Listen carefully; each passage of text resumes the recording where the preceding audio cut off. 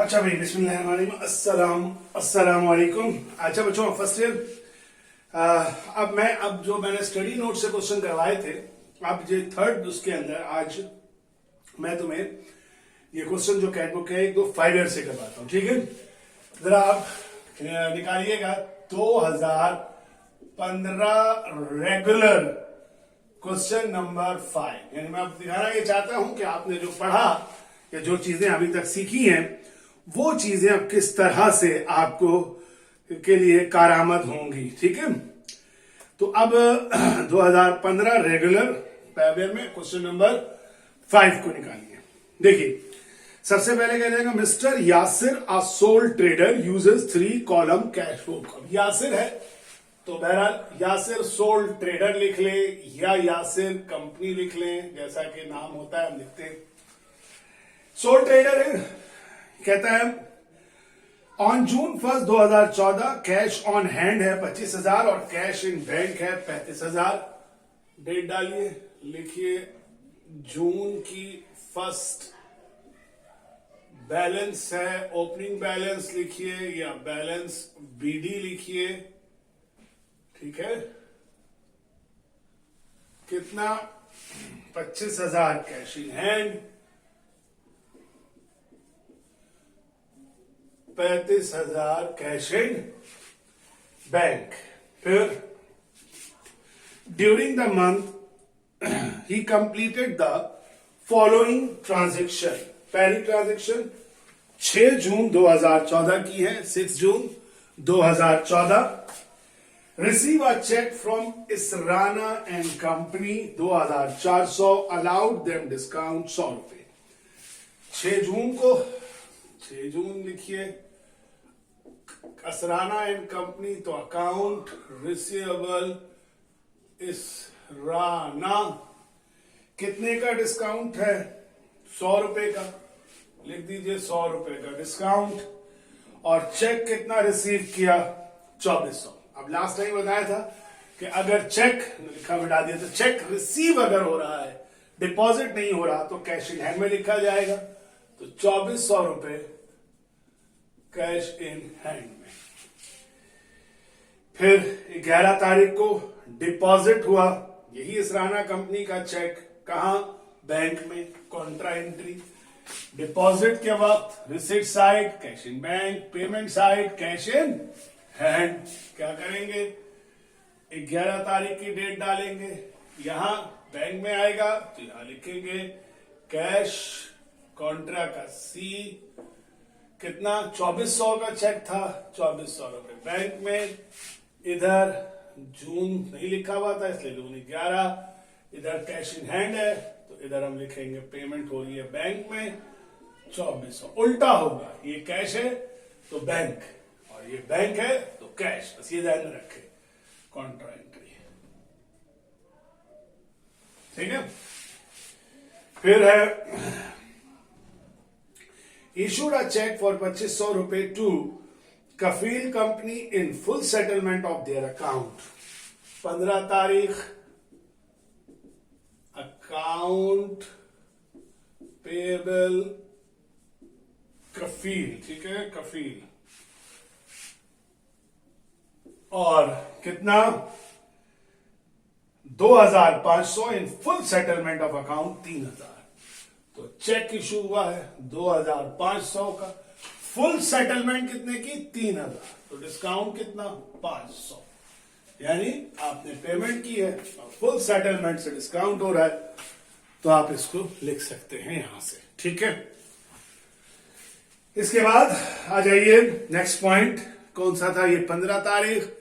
15 तारीख के बाद नेक्स्ट पॉइंट 27 तारीख, again deposited cash into bank 27 तारीख को। अब फिर एक कॉन्ट्रा एंट्री इन्होंने द्वारा आपको टिका दी है, वैसे ही लिखिए कैश कॉन्ट्रा, कितना डिपॉजिट हुआ बैंक में 10,000। 27 तारीख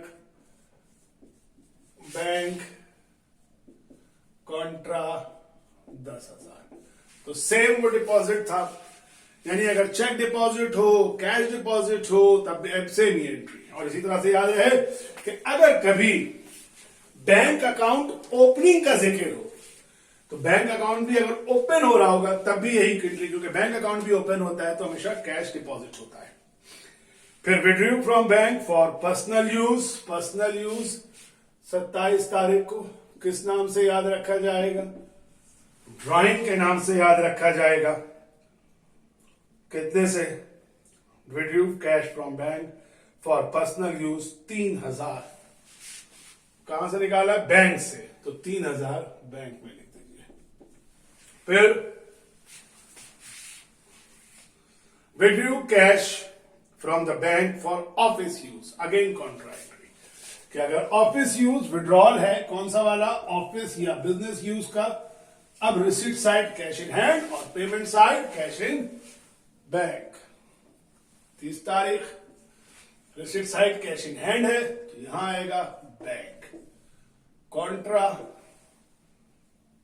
5000, इधर 30 तारीख, क्योंकि यहां से पेमेंट बैंक से होती है तो यहां आएगा कैश, उल्टा 5000। That's all. आप इसमें बैलेंस करने कहते हैं। उठाइए कैलकुलेटर, इस कॉलम का टोटल बनता है 100 रुपए, ये बनेगा 432,400 अगर मैं सही हूं तो, ओके 5 आना। ये बन जाएगा जनाब 47,400। ये 500, ये 12,400, 5 और 3 8, 8 और 2 10, 10,500। उम्मीद तो है कि मैंने सही किया होगा, लेकिन मैं एक दफा कभी भी मुतमईन नहीं होता एक अकाउंटेंट, खाली एक दफा चेक करके वो 2 दफा भी अपने कामों को जरूर चेक करता है। तो इसमें मेरे पास आंसर आ रहा है 32,400, ठीक है। 35,000 प्लस 2400 और प्लस 10,000, 47,400, उधर तो 12,400 तो सिंपल था। 2500 को मैं दोबारा चेक कर लेता हूं और कर लिया 10,500, गुड। अब डिस्काउंट के कॉलम को एज इट इज लिख दो, इधर 100 रुपए एज इट इज, 500 रुपए एज इट इज, डिस्काउंट में कोई चेंजिंग नहीं, ठीक है। अब इस कैश इन हैंड के कॉलम को इस कैश इन हैंड के कॉलम से मैच करो। मैच करने का मतलब माइनस करो।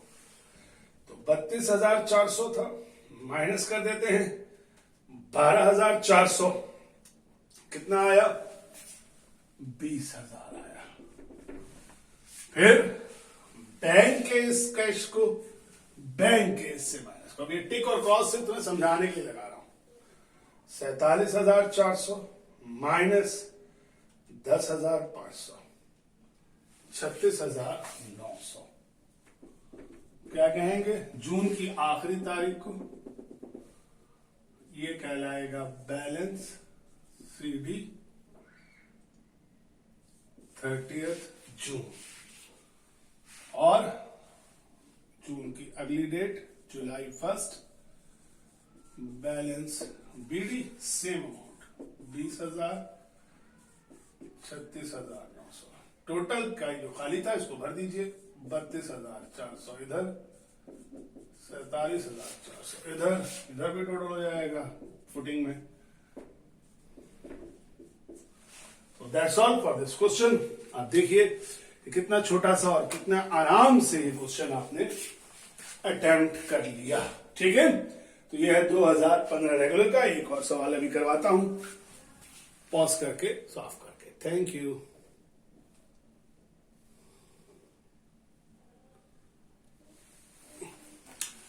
ओके बच्चों, तो अब एक और क्वेश्चन मैं अब आपको करवा रहा हूं इससे रिलेटेड। इस दफा मैं करवाऊंगा, बाकी मैंने बोर्ड साफ कर दिया था, एयर लिखा हुआ रह गया और कंपनी का नाम मैंने चेंज किया। अब देखिए, ये एक सवाल 2012 प्राइवेट का, ठीक है। 2012 प्राइवेट का है, क्वेश्चन नंबर 4, ठीक है। जनाब तो ये सवाल है अदनान ट्रेडर्स के नाम से 2012 प्राइवेट में, अदनान ट्रेडर। ठीक है, तो अब आप बेशक अदनान कंपनी को हटा के आप यहां लिख सकते हैं अदनान ट्रेडर। ठीक है ना, ये लिखा अदनान ट्रेडर्स। क्वेश्चन स्टार्ट होता है 4। On March 1st, 2012, Adnan Trader started business with a cash investment of 90,000। अब आप देख सकते हैं कि ये वैसे ही सवाल जैसे मैंने करवाया कैश इन्वेस्टमेंट के साथ। तो यहां पर मार्च पहली तारीख, इन्वेस्टमेंट अगर वर्ड आ जाए तो हम जानते हैं कि यहां लिखेंगे कैपिटल। कितने की इन्वेस्टमेंट? 9,000। कैश इन हैंड में लिखिए 9,000। 9,000 के बाद परचेज मार्च 2 तारीख, purchase merchandise for cash 3,000। Payment side पे मार्च की 2 तारीख परचेजेस लिखिए, परचेज हो रहा है और परचेजेस फॉर कैश है तो 3,000 कैश इन हैंड में लिख दीजिए। फिर मार्च की 3 तारीख ओपन अ बैंक अकाउंट। अब बताया था कि जब भी बैंक अकाउंट ओपन करने का जिक्र आ जाए तो इसका मतलब है बैंक में कैश डिपॉजिट किया गया है। तो डिपॉजिट की कॉन्ट्रा एंट्री बनेगी। कॉन्ट्रा एंट्री 3 तारीख को यहां क्योंकि बैंक में आएगा तो इधर लिखेंगे डिपॉजिट में, कैश रिसिप्ट में कैश बैंक में आएगा तो इधर लिखेंगे कैश से आया कितना पैसा, कॉन्ट्रा कितना डिपॉजिट किया गया 1,000। यहां पे फिर 3 तारीख, यहां लिख सकते हैं आप बैंक में कितना पैसा पे हुआ कैश इन हैंड से 1,000 रुपए। ठीक है, तो जैसे कॉन्ट्रा एंट्री बनाते थे डिपॉजिट की वैसे ही। मार्च 5 कैश सेल्स 1,500। 5 तारीख सेल्स कितने से ना 1,500 से। मार्च की 5 तारीख सेल्स 1,500 रुपए। मार्च की 15 तारीख paid to Aslam by cheque 1,500 in full settlement of his account 2,000। Paid to Aslam, date डालिए। असलम क्या होगा जिसको पे कर रहे होंगे तो account payable. Aslam amount 500 cheque से हो रहा है तो 1,500 रुपए कैश इन बैंक। 24 तारीख receive cash 2,400 from Mahmood in full settlement of account 2,800 and deposited same into bank. तो मार्च की 24 तारीख अकाउंट रिसीवेबल महमूद। ठीक है, कितना 2,400। फुल सेटलमेंट कितने का हो रहा है 2,800। तो डिस्काउंट कितने का हुआ 400। ठीक है, और जो 2,400 रुपए आए वो सेम डे डिपॉजिट हो गए। तो बताया था ना कि अगर सेम डे डिपॉजिट हो जाए तो कॉन्ट्रा एंट्री नहीं बनती, डायरेक्ट बैंक में लिख दीजिए 2,400 सेम डे डिपॉजिट। फिर कैश फाउंड शॉर्ट, पिछले लेक्चर में सिखाया 31 तारीख क्या लिख सकते हैं, मिसलिनियस एक्सपेंस या cash short, cash in hand में 50 रुपए। ठीक, अब दोनों साइड्स का टोटल कीजिए। 400, 10,500, 3,400, 500, 4,050, 1,500। ठीक है, अब सिखा चुका हूं टोटल। इसमें 400 as it is, 500 discount as it is. 10,500 से कैश इन हैंड से 4,050 रुपए माइनस कर दीजिए, 6,450 3400 से 1500 माइनस कर दीजिए 1900। क्या है ये? मार्च 31 का एंडिंग बैलेंस या बैलेंस सीडी। टोटल हम जानते हैं, एज इट इज फिलिंग हो जाएगा, फिल इन हो जाता है यहां पे। और 31 मार्च है तो इसके बाद अगला महीना है अप्रैल 1। बैलेंस बीडी 6450 और 1900। ठीक है बच्चों, तो ये अब आपने देखा कि मैंने 2 पास्ट ईयर से भी करवाए। अब मुझे छोटे छोटे चंद पॉइंट्स हैं जो डिस्कशन के लिए हैं, लेकिन जैसा कि मैंने बताया हुआ है तुम लोगों को कि जो नोट्स दिए हुए हैं, स्टडी नोट्स, उनमें वो है, तमाम पॉइंट्स को डिस्कस किया हुआ है। एक ओवरड्राफ्ट वाला था जो पहले लेक्चर में था, वो आखिर में। अब जरूरी नहीं कि कैपिटल, अब ये मत सोच के बैठ जाना कि कैपिटल वाला आएगा तो ओवरड्राफ्ट, वो उस सवाल में इत्तेफाक से हो गया है, करवा दूंगा मैं। अगला जो वीक है उसमें खत्म कराऊंगा इसको ओवरड्राफ्ट के जरिए से आपको। ठीक है, तो ये अब आपके पास तमाम चीजें मौजूद हैं। इंशाल्लाह ताला तो कंप्लीट कीजिए, फिर इसको लेके चलते हैं। Thank you very much and अल्लाह हाफिज फॉर दिस वीक लेक्चर्स।